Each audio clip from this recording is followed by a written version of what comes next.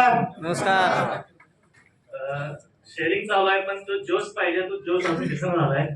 त्यामुळे जोरदार टाळ्या होऊन द्या, जोरदार होऊन द्या. टाळ्या वाजवल्यानंतर काय फायदा होतो माहितीये का? माहिती आहे ना, आपण आरोग्यामध्येच काम करतो. कारण जितके आपण टाळ्या वाजवू, कारण संधी सारखी मिळत नाही टाळ्या वाजवण्याची, अशाच ठिकाणी मिळते. स्टँड वरती जाऊन टाळ्या वाजून चालणार नाही. कारण टाळ्या ज्या ठिकाणी ज्या वेळी आपल्याला वाजवायला मिळते त्या ठिकाणी वाजवणं गरजेचं आहे. आपल्याला अशी संधी तास मिळणार आहे दिवसभरामध्ये, त्यामुळे जेवढ्या टाळ्या वाजतात तेवढ्या वाजवून घेतल्या पाहिजेत. कारण टाळ्या वाजवल्यानंतर आपल्या ज्या हातावरचे काही पॉइंट्स आहेत ते काय होतात, ऍक्युप्रेस होतात आणि त्याच्यामुळे अनेक आजार त्यानं सुद्धा आपले बरे होऊ शकतात. त्यामुळे एकदा सर्वांसाठी, तुमच्यासाठी आणि केंगण वाटसाठी जोरदार एकदा टाळ्या.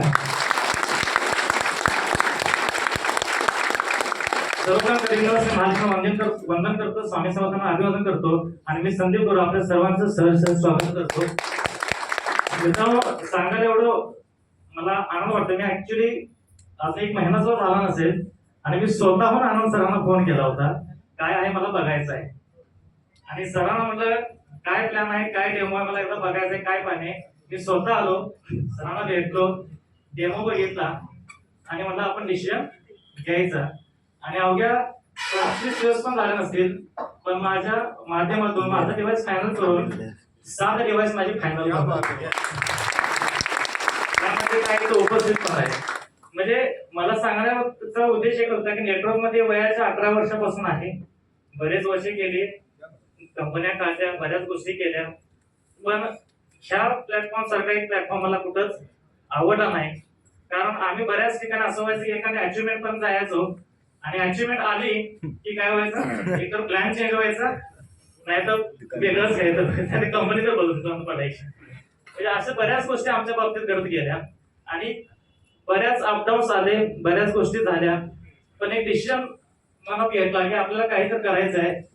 जे आपल्याला एक्सपिरियन्स मिळाला एवढ्या वर्षामध्ये, तो कुठे वाया घालवून चालणार नाही. म्हणजे जिथं म्हणलं जातं जिथं हरवले तिथंच शोधलं पाहिजे, जिथं आपली गोष्ट हरवले तिथंच मिळालं पाहिजे.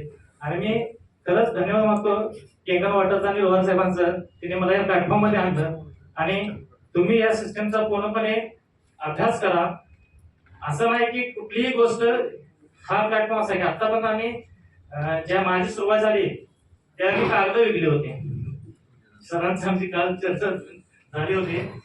म्हणजे आम्ही कॉन्फिडन्स कागद विकून आम्ही लाख 5-10 लाख रुपये घेत होतो.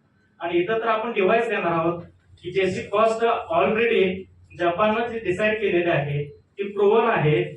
6500 पेक्षा जास्त डॉक्टरांनी त्याला प्रूव्हन केलेलं आहे आणि 50 वर्ष झाल्याची कंपनी आज मार्केटमध्ये आहे.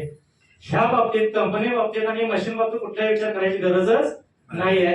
डिसिजन फक्त आहे की मला केंगण वॉटरच्या माध्यमातून माझ्या आयुष्यामध्ये, माझ्या फॅमिलीसाठी किती रुपये यातून आणायचे आहेत, एवढा फक्त डिसिजन जर तुम्ही घेतला तर 100% आपण या ठिकाणी सक्सेसफुल झालो. आणि आजची मीटिंग ही सर्वांसाठी अतिशय महत्वाची असणार आहे.